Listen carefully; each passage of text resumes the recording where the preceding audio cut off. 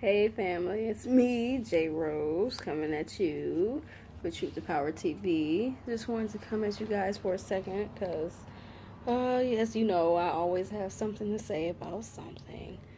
And I just wanted to just share some thoughts about how I felt about watching the DNC these past 2 days. If you're watching this, this is the day after Bill Clinton spoke, so it's probably like this is day 3 of it today out of 4.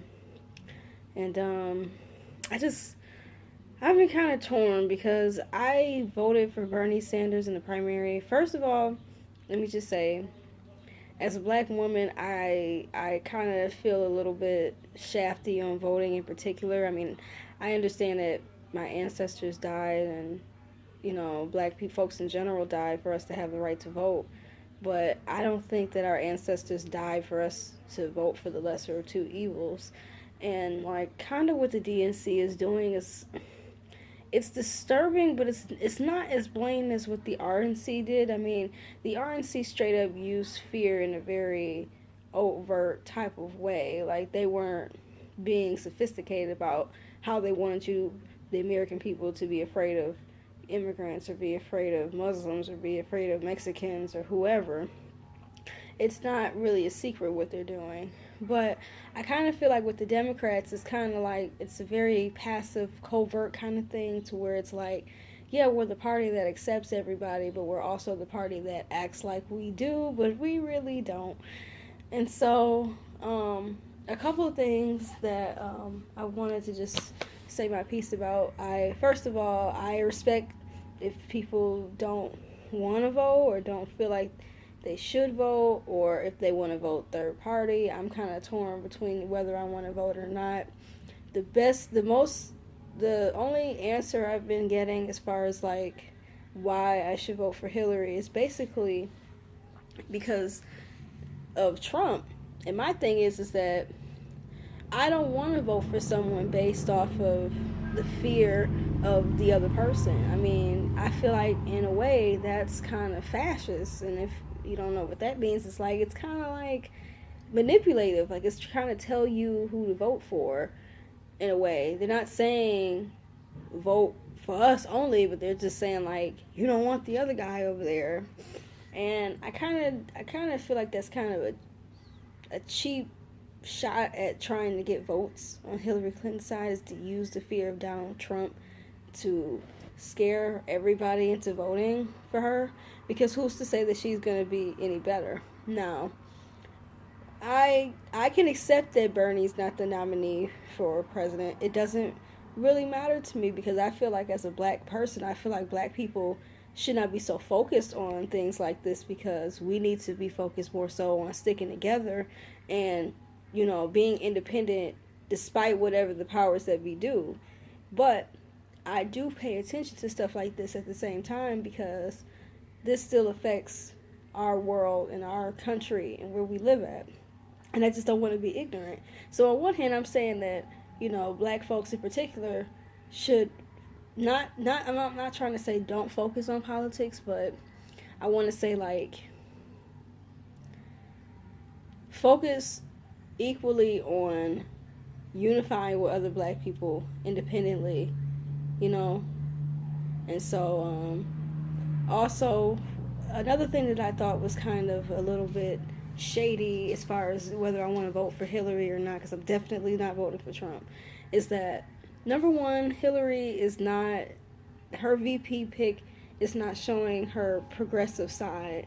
I mean, my main complaint about Hillary is that she says one thing and does another, especially when it comes to the black community. And I feel like I don't want to just give her my vote just because she says or she's showing at the DNC about how she's interested in the various groups, which leads me to my next point as far as her still being a super PAC, as far as her accepting all of this corporate money from, Wall Street and stuff like that. Like that bothers me because she only answers to her donors, and the average person is not her overall donor or giving her the most money.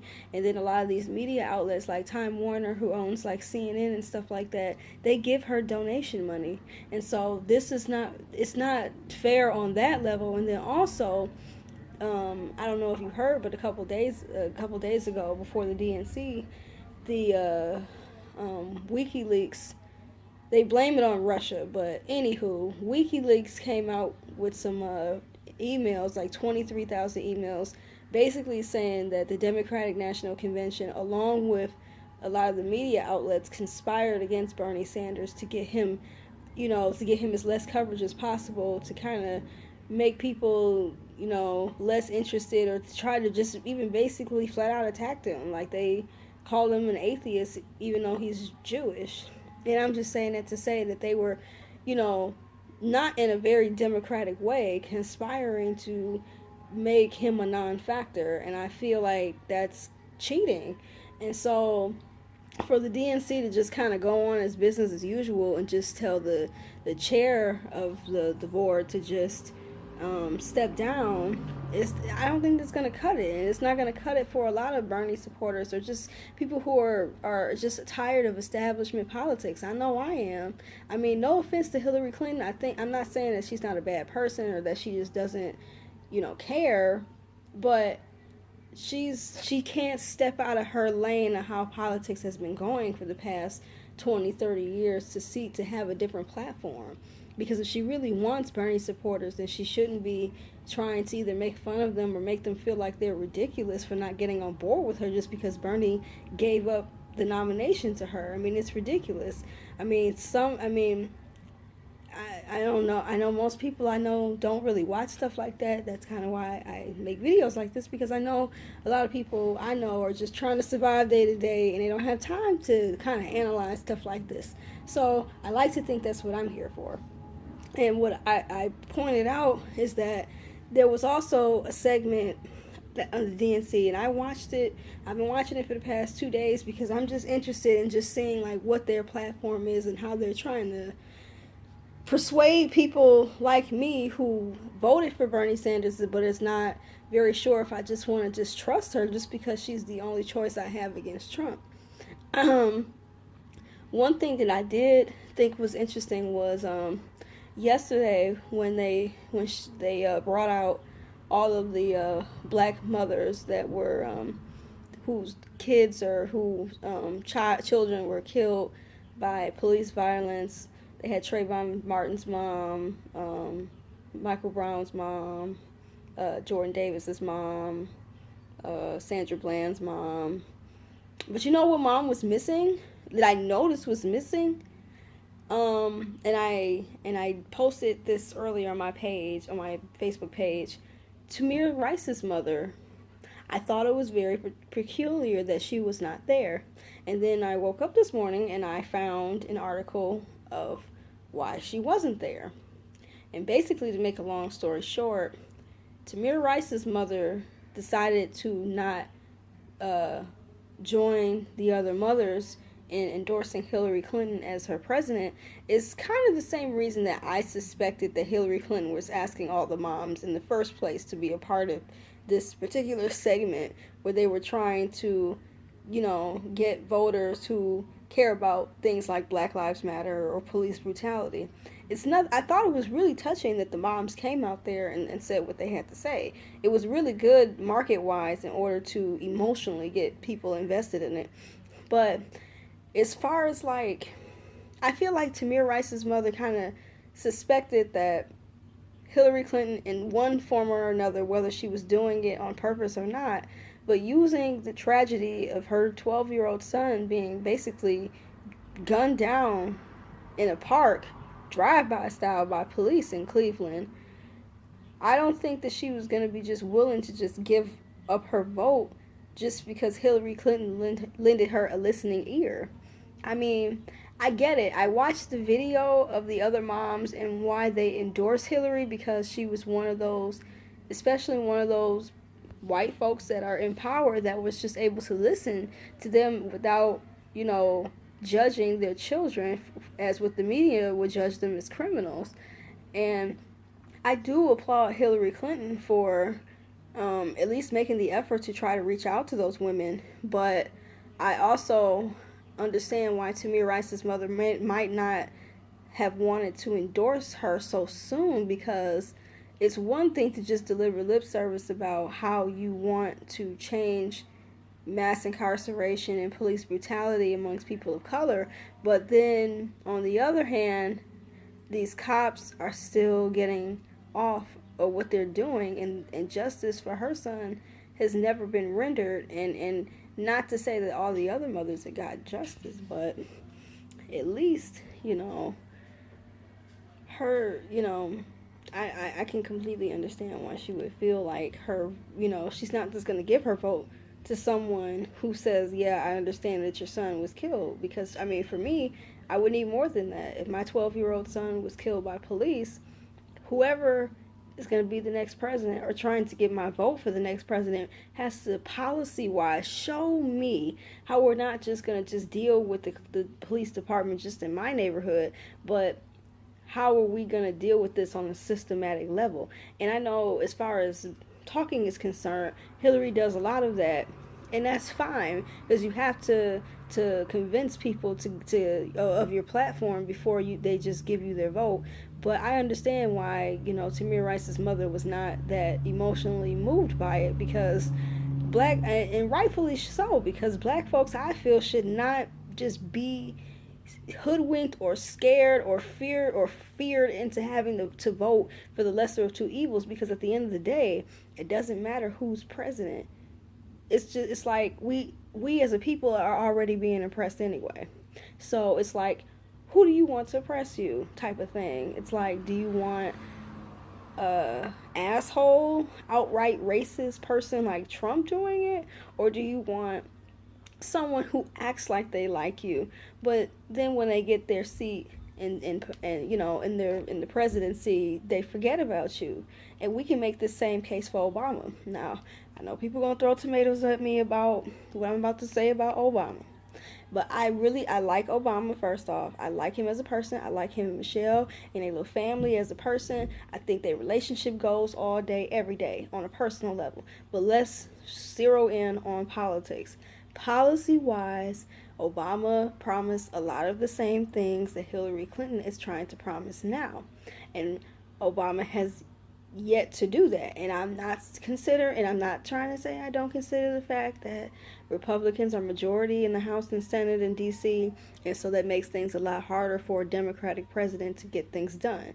Now, with that being said, he was still able to at least speak more truth to power, or was able to get something done for other groups instead of us. And I think black people just don't want to take responsibility for the fact that our black president, even though he's America's president and not just black America's president, but it's another example of a politician that is trying to promise you the moon and the stars and everything you want to hear, and then when it comes down to, okay, we gave you a seat, you elected now, it's like they act like everything else is more important on the agenda than what's going on.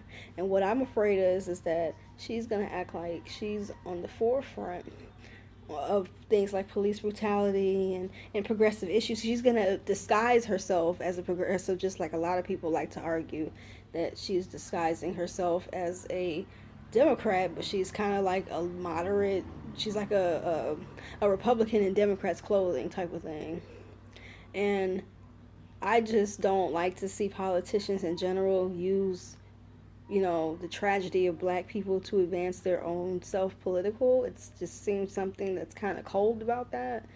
But I'm not saying that, I'm not trying to tell anyone who to vote for, but I'm just saying that please don't vote for Hillary out of fear of Trump, because you don't know exactly what you're going to get with her.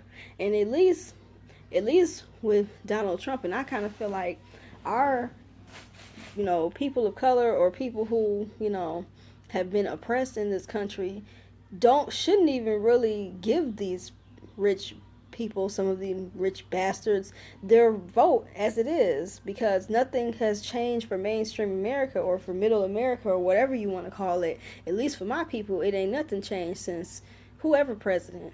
So why does it matter? Now, I'm not saying local elections don't matter, because they do.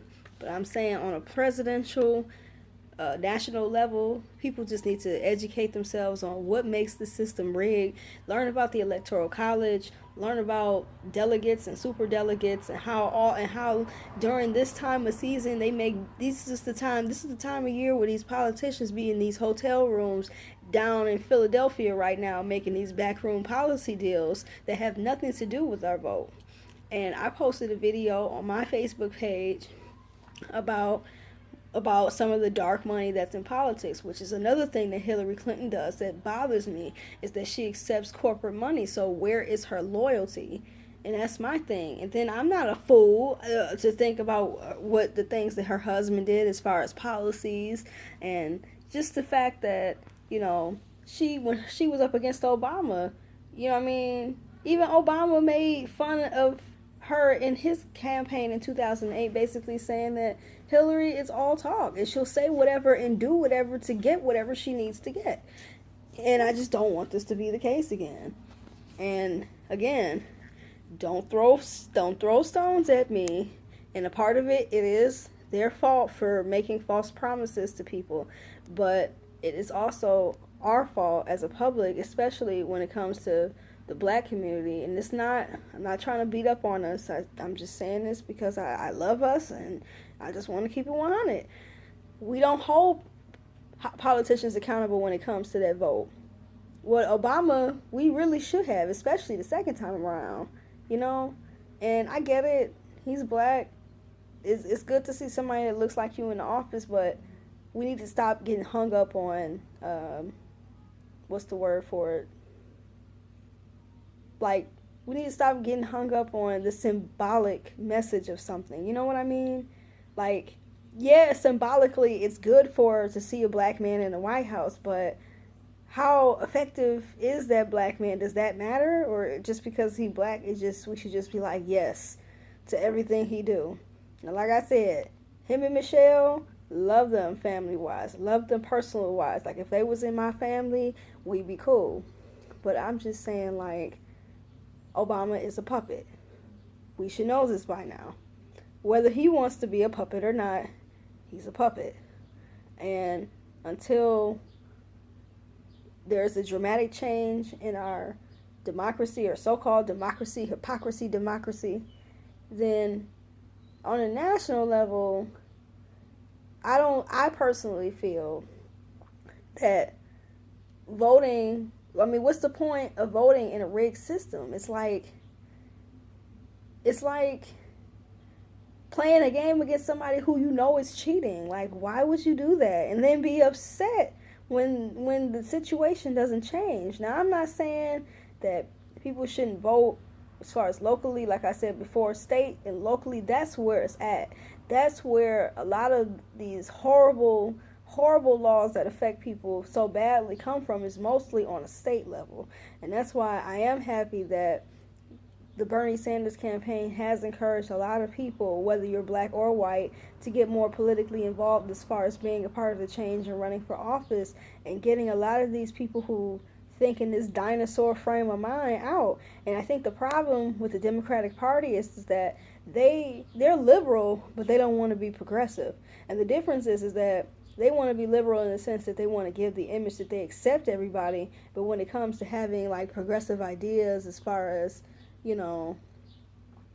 police brutality and student loan debt and universal health care, things that are really going to help move the next generation towards a better future, she kind of freezes up on that and then chooses like someone who is not even it's not even in the progressive direction. I mean, who the fuck is Tim Kaine? Like, boring. I mean, I did my research on him. He's fucking boring. He's like the least progressive person I can think of. And I just don't want to see people get fooled by this, because people are so sure that they're doing the right thing by getting away from Donald Trump. And I'm not saying that we should go in his direction. No, we should run far away. But I'm just saying, pay attention to where you're running to, because if you're so busy running away from something, looking behind you, you might run into a wall thinking you're going somewhere.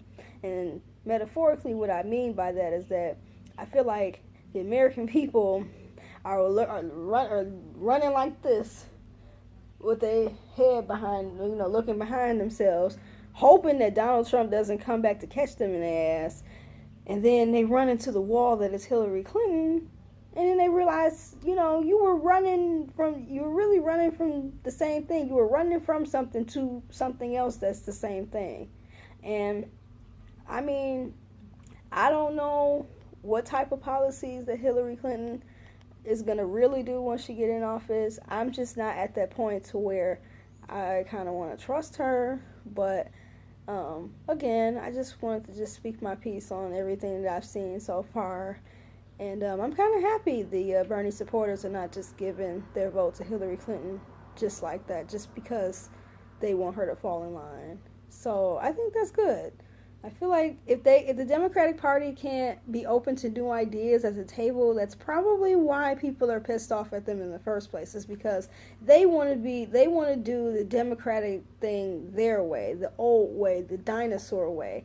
And more people want to change in the system. And the more that they're denying people of that, the more democratic, the less democratic they seem. So I'm gonna end it with that. Let me know what you think. We can continue this another time. But for now, see ya.